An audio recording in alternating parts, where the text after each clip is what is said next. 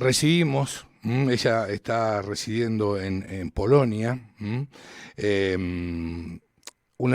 una gran periodista, una periodista avesada, está cubriendo la guerra de Ucrania desde que se inició a raíz de la invasión rusa, por esta idea de este asesino y de este genocida que es Vladimir Putin. Y vamos a hacer foco, no solamente en Ucrania, sino que también en Polonia, y vamos a ir un poquito más allá con el tema BRICS. Y vamos a hablar de este tema con Jania Buislau. ¿Cómo te va, Jania, querida? Un placer enorme saludarte. Buenas noches, un placer para mí también. Jania, en primer lugar quiero destacar una noticia que por lo menos yo la conocí en el día de hoy, que tiene que ver con otro dictadorzuelo, ¿sí? Alexander Lukashenko, el presidente de Bielorrusia, podríamos decir un admirador de Vladimir Putin, y su idea es a través del grupo Wagner, este grupo de mercenarios, invadir Polonia. ¿Leí bien? Sí, no, yo no creo que tenga la capacidad de invadir Polonia. Los informes militares dicen que la cantidad de ejército wagneriano, como lo quisiéramos nombrar, que en este momento estaciona en Bielorrusia, en realidad no representa ningún tipo de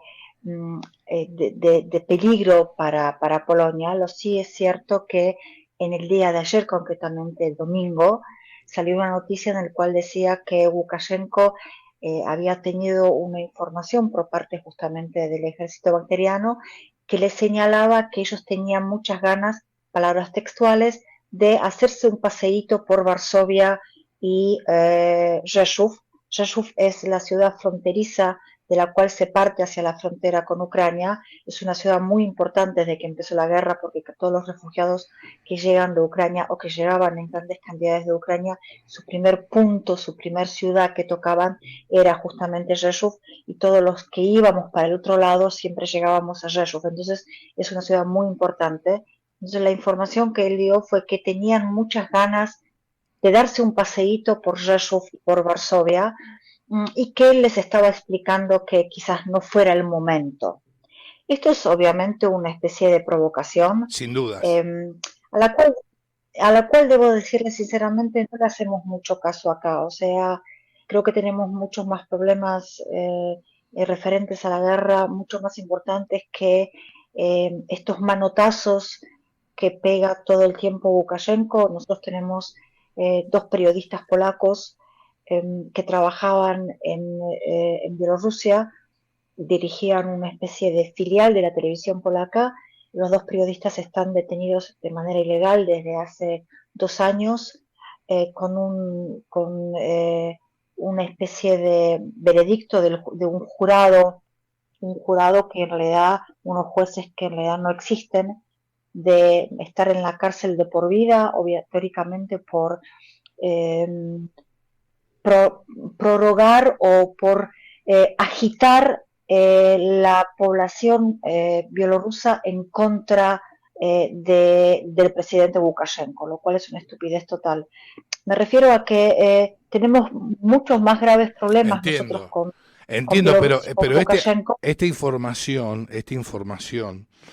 con respecto a la posibilidad de invadir es muy fuerte, obviamente, máxime tratándose Uh -huh. de un grupo reducido versus lo que puede llegar a ser el ejército de Polonia, ¿no es cierto? Pero tal vez esta amenaza, ya que Lukashenko es un títere de Vladimir Putin, tal vez pueda venir de allí, ¿no es cierto? Pueda venir de Moscú, esta suerte, como te dije, no sé, llamado de atención, si querés, pero lo loco de todo esto, lo loco de todo esto, es que en el caso, en el caso de la remota idea, ¿sí? De que Lukashenko, a través del grupo Wagner, intente por lo menos estos mercenarios dar un paseo por Varsovia, bueno, se van a estar metiendo nada más ni nada menos que con un país que conforma la OTAN.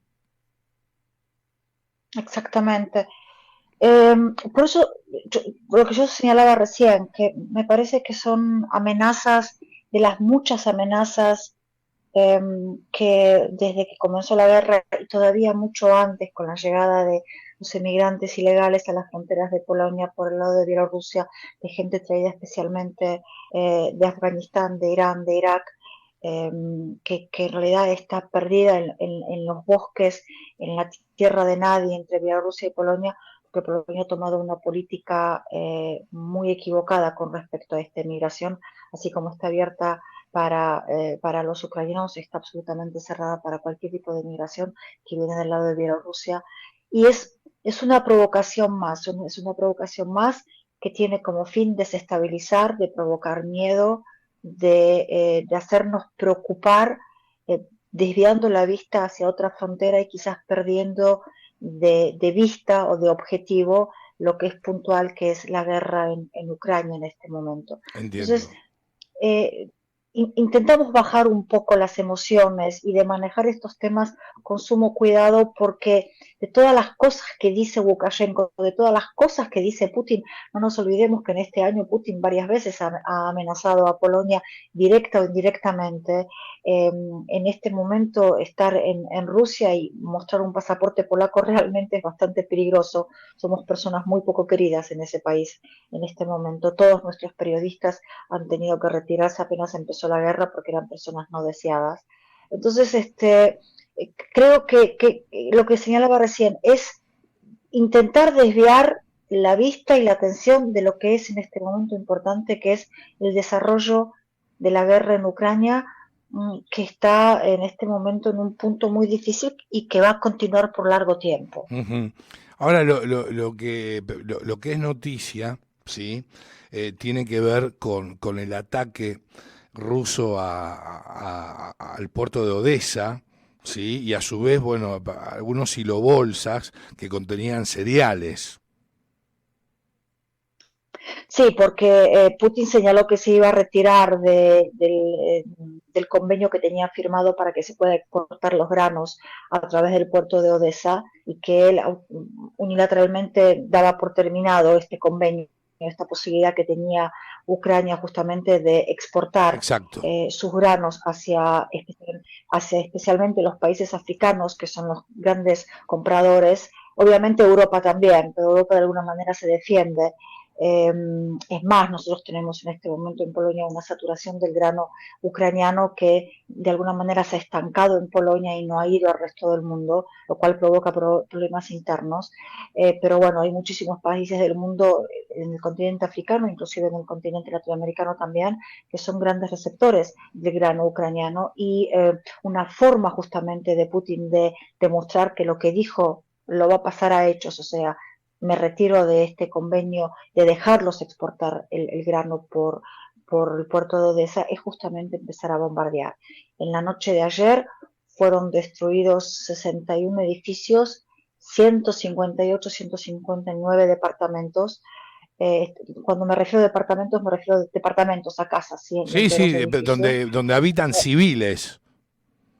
Exactamente, obviamente todos civiles, y con mucha cantidad de heridos, con algunos muertos. Creo que en este momento se está manejando una cuota de 18, 19 muertos. No estoy muy segura de la cantidad de muertos, debo reconocer. Y también ha atacado el centro histórico de Odessa, donde había muchísimos edificios y muchísimos monumentos inscritos en la lista de la UNESCO de herencia de la humanidad. Por lo tanto, eh, históricamente está destruyendo un pueblo, intentando borrar de alguna manera sus raíces históricas. Lo peor es que también señalan las fuentes ucranianas de que Odessa debe prepararse en los próximos días de una continuación de los ataques, porque esto no parece ser que va a disminuir. Ujú. Ahora, los ataques al puerto de Odessa Bueno, ni hablar obviamente a, a estos edificios donde habitan civiles, pero quiero focalizarme en Odessa, en este caso, en el puerto de Odessa, y esta decisión unilateral que vos comentás que ha tomado relevancia a través de Vladimir Putin, de dejar de lado este convenio o este acuerdo de no atacar ese puerto. ¿No muestra una suerte de debilidad por parte de Rusia? Creo que sí, creo que Rusia en los últimos tiempos, a partir de la rebelión del grupo Wagner y de este pseudo avance que tuvo a Moscú, que al final no llegó a nada y ahora están bastante relegados en Bielorrusia, y los comentadores políticos dicen que todo el mundo le sugiere al comandante en jefe, digámoslo así, del grupo Wagner, de que chequee muy bien lo que va a comer, se fije muy bien dónde va a dormir, porque todos saben que Putin es una persona bastante vengativa. Sí. Entonces, yo creo que este buen hombre debe estar escondido en el baño teniendo miedo de salir, pero bueno, esto es una acotación aparte.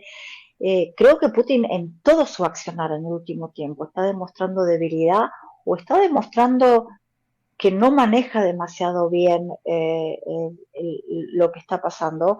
Lo señalábamos bastantes veces de que eh, es una persona que ha perdido contacto con la realidad, lo que no cambia de que su falta de contacto con la realidad nos está manteniendo en una guerra, por lo menos en el continente europeo, que no tiene vistos para terminar. Eh, Remarco esto del continente europeo porque en los últimos días han salido análisis muy buenos y muy bien armados de que por qué el continente africano y por qué el continente latinoamericano mantienen una imparcialidad o por lo menos no se manifiestan por ninguno de los dos lados, porque esto de alguna manera tiene que ver con una cuestión histórica de ambos continentes y por no sentir directamente las consecuencias de esta guerra. Entonces, por lo menos en este momento, esta guerra está concentrada en Ucrania y en lo que es el continente europeo. Ujú. Sí, pero a ver, el continente europeo le da la relevancia, ¿sí? Tiene noción todavía del impacto que puede llegar a tener precisamente en el resto de los países de Europa la guerra en Ucrania, porque me da la impresión como que ya no es tema, como que el resto de los países europeos está totalmente en otra sintonía. Es así, este es absolutamente es así. Yo creo que teníamos mucha más conciencia y teníamos mucho más miedo, teníamos mucho más expectativa, teníamos mucho más accionar eh, en esta misma fecha un año atrás. Y creo que en este momento, muy bien como lo señalas vos, es como estamos un poco en otra historia, que tiene que ver con los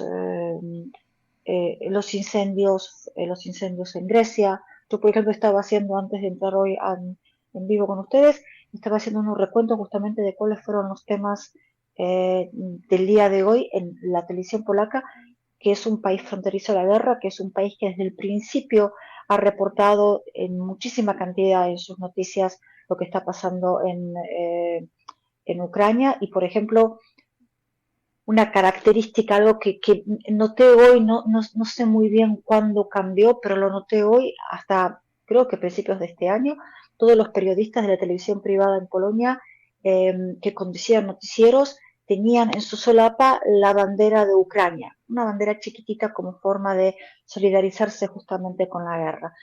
Esta bandera ha desaparecido en el último mes. Yo me di cuenta hoy, básicamente porque no estuve 3 semanas, estuve en Ucrania. Entonces hay algunas cosas que he perdido de vista cuando sucedieron, pero la noticia hoy, por ejemplo, en Polonia es los pobres turistas que se han quedado varados en la isla de Rodos debido a los Claro, incendios y las exacto. elecciones presidenciales acá, las elecciones presidenciales en España, que nos atañen también mucho, y la situación en Israel con, La reforma judicial. la votación, con la reforma judicial y con quitarle el poder a los jueces. Entonces, la guerra está quedando no en segundo plano, la guerra está quedando en un tercero, cuarto, quinto plano. Ya no abre las noticias, cierra los noticieros, o quizás está en el medio. Ya los A corresponsales mí de me parece guerra que todavía están... un error garrafal que esto acontezca. Claro que es un error, porque yo no quisiera que nos despertemos, lo vengo señalando desde el principio, yo no quisiera despertarme un día de estos con los hombrecitos verdes caminando por mi localidad porque están de paseo. No creo que suceda, creo que las consecuencias de esta guerra van a ser, no van a ser a nivel militar, van a ser a nivel económico, van a ser a nivel psicológico, a nivel educacional inclusive, van a crear brechas en las generaciones Por de qué cómo... hacer referencia al tema cultural, al tema de la educación? Porque en este momento hay una gran ola de intentar eh, borrar la cultura rusa de cualquier tipo de pertenencia. Es como que estamos haciendo un signo igual entre el accionar de Putin y todo lo que la cultura rusa le ha dado al mundo. Y, por ejemplo, eh, ya no hay ballet ruso, ya no hay ópera rusa, ya no hay Bolshoi, ya no hay nada. Y todo lo que hay es malo porque es ruso, lo cual también es un error. Claro, por supuesto. La cultura no va de la mano de lo militar. Entonces, en lo educacional también vamos a pagar las consecuencias de esta guerra. Yo no quisiera realmente que las próximas generaciones no sepan quién fue Tolstoy, por ejemplo. ¿Sí? Es también un error. Eh, Creo que nos estamos focalizando muy fuerte en Europa en lo militar, eh, que también tiene un límite. Yo percibo este límite en lo militar, si bien la contraofensiva ucraniana ha comenzado a avanzar, lo vi en carne propia hace 10 días en Ucrania, Ujú. ¿Estuviste en viendo Kiev, cómo... puede ser? Yo estuve en Kiev, estuve en la misma línea de fuego a 100 kilómetros de Krematorsk, a 20 kilómetros de Bakhmut, en las trincheras del ejército, estuve en Kherson, estuve en Kharkiv, eh, estuve en Mykolaiv, me recorrí bastante esta vez, eh, llegando al frente mismo y realmente pude ver que el ejército ucraniano o está estancado en sus posiciones o está avanzando de a poco. Se dice que han logrado recuperar aproximadamente desde el comienzo de la contraofensiva 200 kilómetros cuadrados, que no suena mucho tomando en cuenta Ujú. la cantidad de territorio que tienen ocupado, pero es un cambio en comparación de lo que teníamos hace unos meses atrás. Lo cual no quita que, por ejemplo, los soldados me comentaban, y esto es una información muy importante de la cual no se habla mucho, pero los soldados que están en el frente me comentaban que ellos reciben órdenes directas o información directa de sus comandantes en jefe, que les dicen que se preparen porque en realidad la contraofensiva más fuerte que va a venir va a ser el próximo año para verano. El Entonces próximo ellos año, mismos están para el verano, exactamente. Que la contraofensiva más fuerte, esto es lo que les informan a los soldados, ¿sí? No son informaciones oficiales, es lo que me decían a mí los soldados con los que yo pude hablar hace 10 días, que tienen información que la contraofensiva más fuerte va a ser para el próximo verano, por lo tanto ellos esperan que haya algún tipo de cambio para el próximo invierno, o sea, estamos hablando noviembre, diciembre del año 2024. ujú, eh, Más allá de un montón de problemas que tampoco se ve, un montón de problemas internos que tienen un montón de exigencias que tienen con su presidente, que les da la sensación a ellos que Zelensky no está limpiando el país de corrupción, de inestabilidad como ellos quisieran que, que se haga. Yo creo que si Zelensky se sentara, lo hablábamos varias veces, si Zelensky se sentara en cualquier momento sin recuperar todo el territorio eh, ocupado, Ujú. se sentara a conversar en una mesa de negociaciones, creo que tendría una guerra interna en 5 minutos. Porque cuando hablamos con los soldados y les preguntamos por qué luchan, si luchan por los grandes ideales, eh, cada uno de ellos me contesta que ellos luchan por la libertad en su propio lugar de vivienda. O sea, lo que me señalan es, no luchamos por los grandes ideales, no luchamos por patria, honor, etcétera, etcétera. Yo lucho para que mis hijos hablen en ucraniano, yo lucho para que mis hijos vivan en su país, con su cultura, con su historia, y muchas veces lo, lo difícil de entender para uno que es de afuera, a mí que vengo viajando, me tuve el 10.º sello en mi pasaporte, o sea, he hecho 10 vueltas. Eh, Muchas veces esto te lo dice un soldado que habla en ruso. Sí, Y este es el gran problema que tiene Ucrania, porque sin una identificación claro, de por su supuesto. idioma, Sin puede esa identidad, construir un claro. país. Hola, Jania, ¿me recibís? A ver, Hola, tuvimos... hola. Ahí está, ahí está, ahí te Sí, ahora escuchamos te recibo perfecto. otra vez. Sí, Ahora sí, te sí, recibo sí, otra vez. sí. Decías entonces. Que sin una identificación, o sea, sin un idioma propio, eh, y hay que anotar que hay que acotar que desde el gobierno ucraniano hay muchas campañas de concientización que deben hablar en ucraniano, pero cuando más lejos está uno de Kiev, cada vez más cerca de la frontera este, o sea, con Sí, Ucrania, sí. cada vez es más el idioma ruso en los negocios, en la gente, entre los Por eso mismos hiciste soldados foco que en la luchan. cuestión o en el tema educacional también, en el tema cultural. Exactamente, exactamente.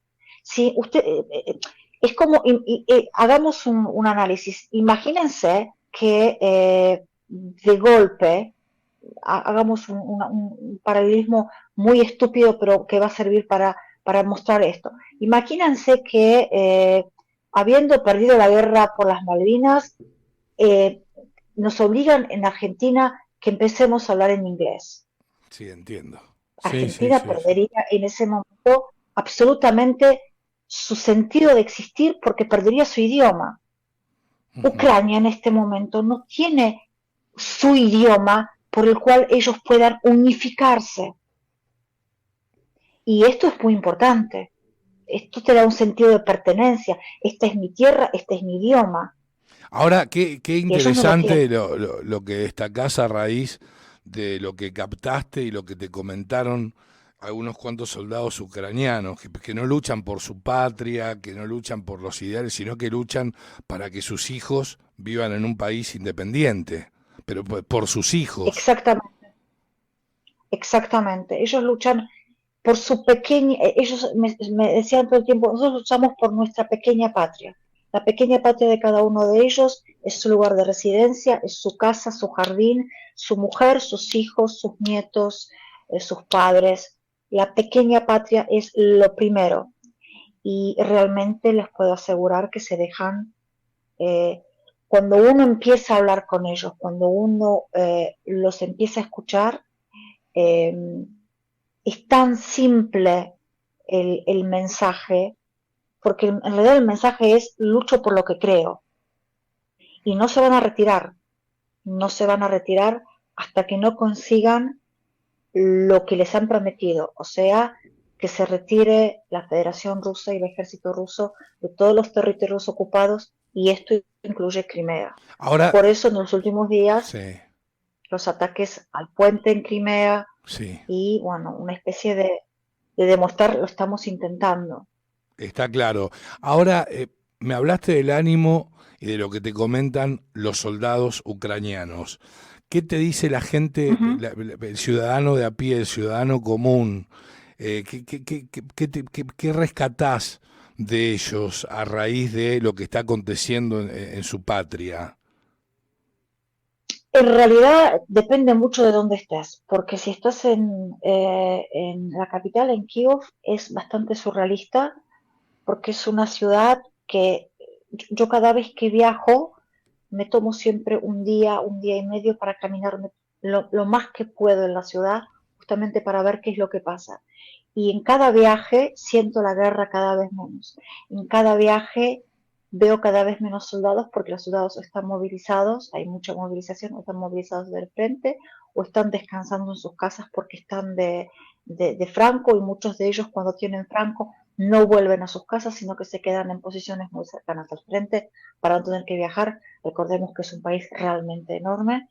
Eh, Kiev vive como si no hubiera guerra. Es muy poca la gente en este momento que yo siento que esté concientizada de que está viviendo en un país de guerra.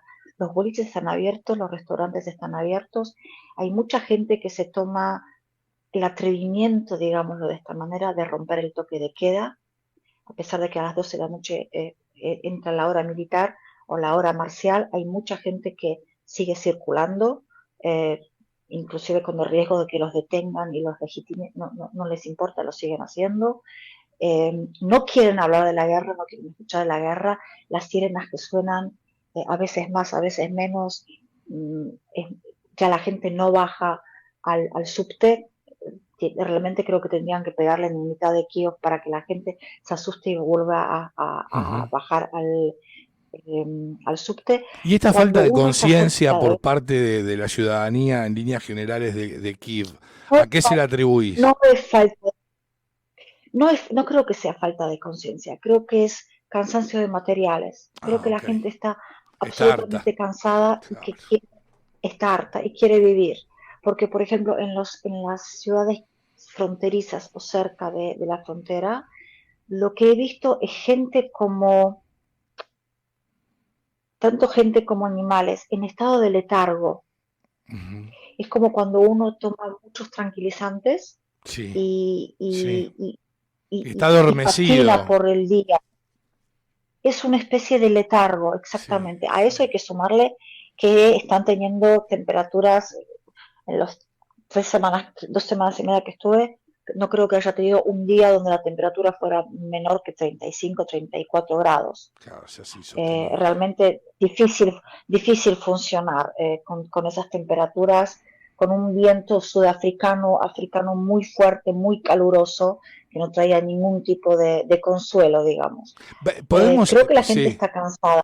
sí, digamos, en resumen, en torno a lo que está aconteciendo en Kiev, por lo que vos viviste y lo que vivís cada vez que vas, cuando te encontrás con una ciudadanía que vive el día a día como si no existiera una guerra, es por una cuestión de cansancio, de hastío y de estar hartos de esta realidad tan adversa. Pero hablaste del viento africano, hablaste de Sudáfrica y el Ujú. mes que viene va a haber una reunión clave de los BRICS, ¿sí? Donde Sí, entiendo que Vladimir Putin no se va a hacer presente, o es incorrecto lo que no se digo. va a hacer, no,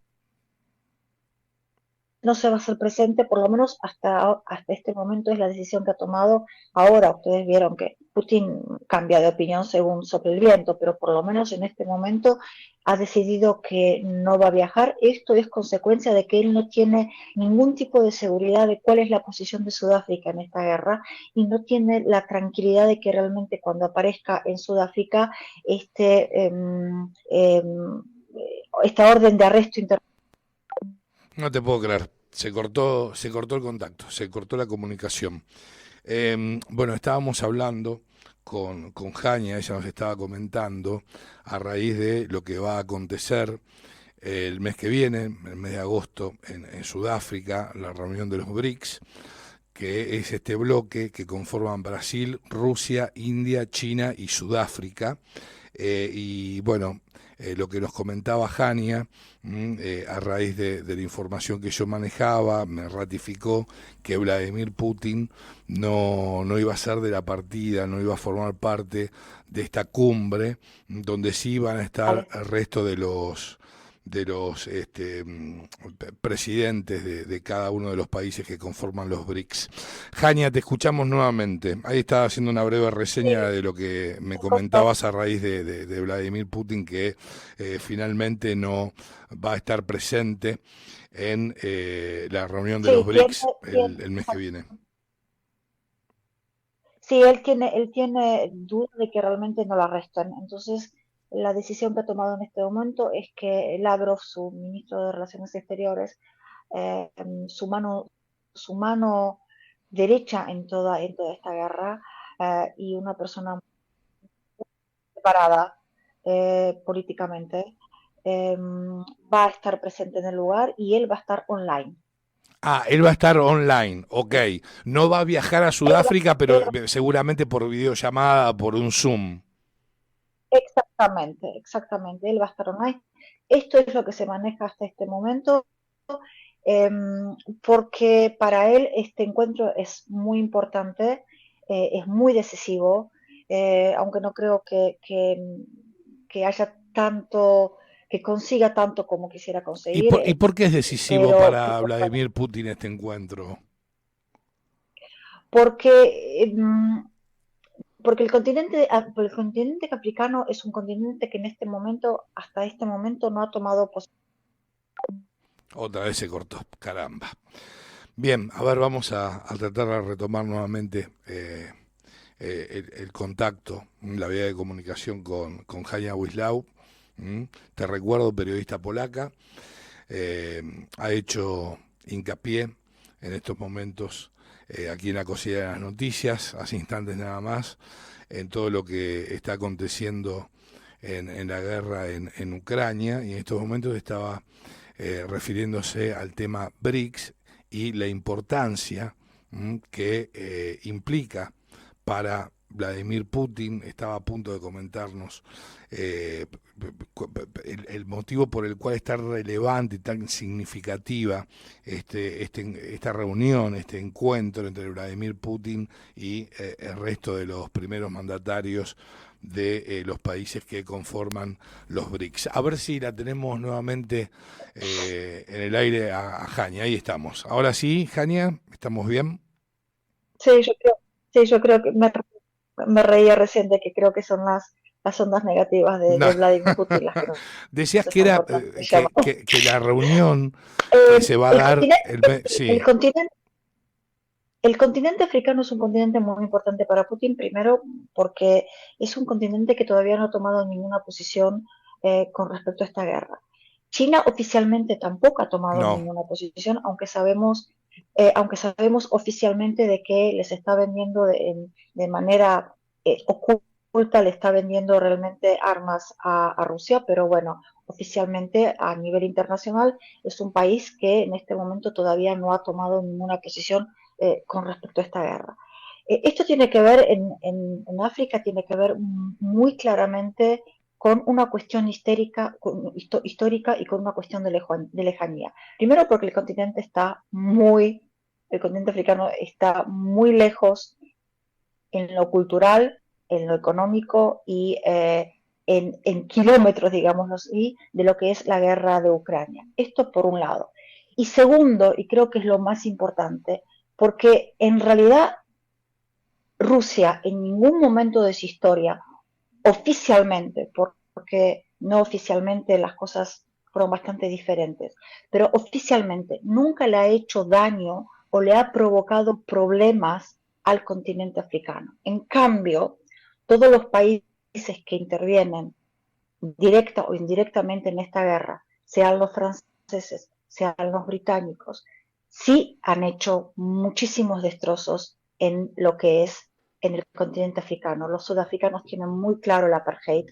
Todavía hay gente sí, que por supuesto. lo Claro. recuerda, lo ha vivido en Ujú, carne propia. ujú. Los sudafricanos tienen muy claro los campos de concentración que hacían los ingleses, etcétera, etcétera. Entonces, la población o el continente, las sociedades africanas no ven en Putin no ven en Rusia ningún tipo de peligro, porque nunca han tenido un contacto directo con lo que realmente significa la Federación Rusa. Entonces están todo el tiempo en este mundo de, ok, nosotros no sabemos qué posición tomar, en realidad le compramos granos, entonces es mejor quizás estar bien, pero por otro lado hay una orden de arresto internacional a Putin, entonces quizás convendría hacerle caso a esta orden internacional de arresto, y es una especie de cálculo a ver para qué lado vamos a tirar. Creo que algo muy parecido pasa en muchos países de América Latina. Sí, sí, sí, pero más allá de Eh, eso, recordemos que Sudáfrica tiene un vínculo muy estrecho con los Estados Unidos de Norteamérica. Claro, entonces justamente a esto iba de que hay una orden de arresto internacional que también quizás sería bueno que le hiciéramos caso a esta orden porque justamente nuestra cercanía con Estados Unidos. Entonces, son países que están en una situación, a ver, calculemos para qué lado nos conviene ir. Es un cálculo económico, es un cálculo social, es un cálculo militar también. Ujú. Porque además yo calculo que hay un montón de cosas que pasan en la trastienda de esta guerra, de la cual nosotros no tenemos ninguna No idea tenemos y la más pálida quizás no nos idea. claro, Totalmente, y no nos totalmente. enteremos nunca o se enterarán nuestros pranietos dentro de 100, 200 años y salga a la luz, mira, ocurría esto y esto y esto y esto.